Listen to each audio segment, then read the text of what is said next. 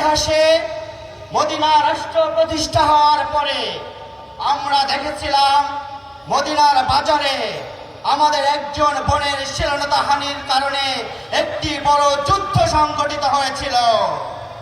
কিন্তু বাংলাদেশের স্বাধীন ভূখণ্ডে কিছু চাঁদাবাজ কুলাঙ্গার আমাদের মায়েদের উপরে হয়ে শ্লীলতাহানির এবং তাদেরকে হত্যার বিভৎস করার হুমকি দিচ্ছে।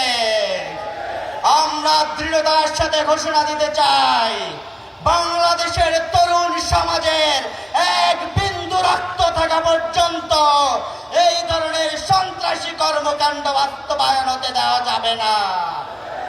সংগ্রামী সিলেটবাসী, প্রিয় শাহজালালের উত্তরসূরি, আমি আপনাদেরকে উদাত্ত আহ্বান জানাতে চাই, আমাদের এই জীবন একদিন অবশ্যই দিতে হবে, আমাদের অবশ্যই মৃত্যুবরণ করতে হবে। কিন্তু সিলেটের বুকে আমাদের কোন মায়ের উপরে, কোন বোনের উপরে যদি কোনো কুলাঙ্গার হাত তোলে, ওই হাতকে আপনারা আস্ত রাখবেন না।